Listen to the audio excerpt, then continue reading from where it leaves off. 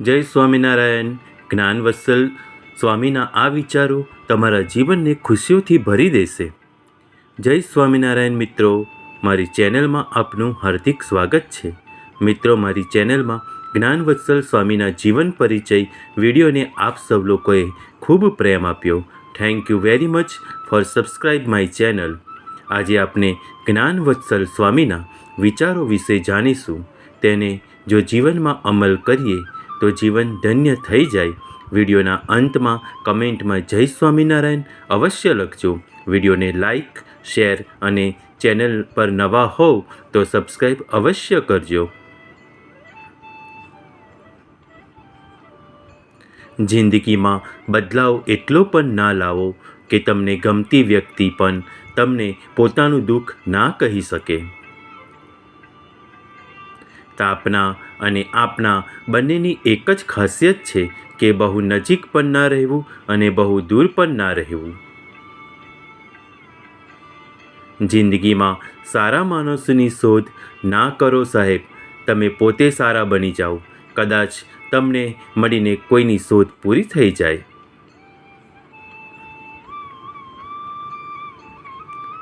જીવનમાં કોઈનો ભરોસો ના તોડતા, કેમ કે ઓગળેલી ચોકલેટ ફ્રીજમાં મૂકવાથી કઠણ તો થશે પણ મૂળ આકારની નહીં બને. ભરોસાનું પણ કંઈક આવું જ છે. તમે ક્યાં જાઓ છો એ જાણવાની જરૂર નથી. તમે શા માટે જાઓ છો એ પણ જાણવાની જરૂર નથી. તમે આનંદથી નીકળી પડો એ જ મહત્ત્વનું છે. ધીરજ એ રાહ જોવાની ક્ષમતા નથી, પરંતુ રાહ જોતી વખતે હકારાત્મક વલણ રાખવાની ક્ષમતા છે.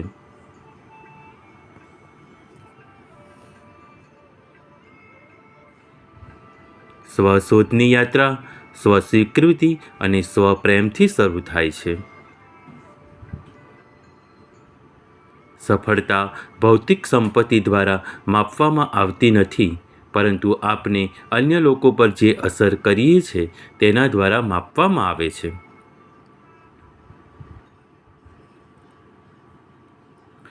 ક્ષમા એ નબળાઈ નથી, તે એક શક્તિ છે જે આપણને રોષના બંધનમાંથી મુક્ત કરે છે. પોતાની નિષ્ફળતા માટે બીજાને કારણભૂત માનવા કરતાં પોતાનામાં રહેલા દોષોને સુધારવામાં આવે એમાં જ શાનપણ છે. જીવનમાં ખુશીની આપણે જેટલી પણ લાહણી કરીશું તેટલી તે આપણી પાસે વધારે આવશે. અભિમાની માનવી પોતાના અહંકારમાં મત્ત થઈને બીજાને પડછાયાની જેમ તુચ્છ ગણે છે. ભયથી વ્યાપ્ત આ સંસારમાં તે જ વ્યક્તિ નિર્ભય રહી શકે જે બધા પર દયાભાવ રાખે છે. ભૂખ લાગે ત્યારે ખાવું એ સ્વાભાવિક છે, પણ ભૂખ લાગે ત્યારે બીજાને ખવડાવવું એ સંસ્કાર છે.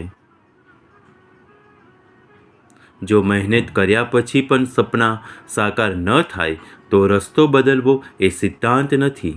વૃક્ષ પણ હંમેશા તેના પાન બદલે છે, મૂળ નહીં. આ ભયની દુનિયામાં એકમાત્ર વ્યક્તિ જે નિર્ભય હોઈ શકે છે તે જ છે જે બધા માટે કરુણા ધરાવે છે. જીવન એ વ્યક્તિ અને પરિસ્થિતિ વચ્ચેનો સંઘર્ષ છે જે તેને ડૂબી જવા માગે છે. સમય અને ભાગ્ય પર ક્યારેય અભિમાન ન કરો. પરિવર્તન ગમે ત્યારે થઈ શકે છે. જે વ્યક્તિ બધું જ જાણે છે પણ બોલતી નથી તેને સમજવી સહેલી નથી. એક સંપૂર્ણ પુસ્તક જે હંમેશા બંધ રહે છે તે માત્ર કાગળનો ઢગલો જ છે. તપન અને અમારા બંનેની એક જ વિશેષતા છે કે આપણે ન તો બહુ નજીક હોઈએ અને ન તો બહુ દૂર.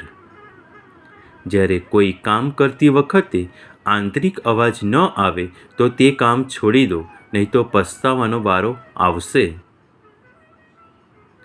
સુખ એ ગંતવ્ય નથી, તે જીવનનો માર્ગ છે.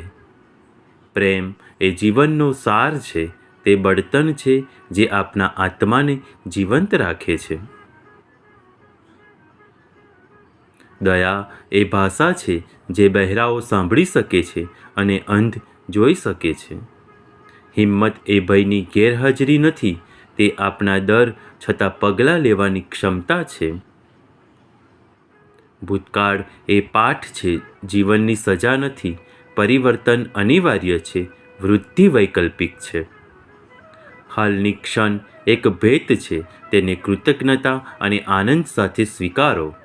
ભય એક ભ્રમણા છે, જો આપણે તેને મંજૂરી આપીએ તો જ તે આપણા પર સત્તા ધરાવે છે.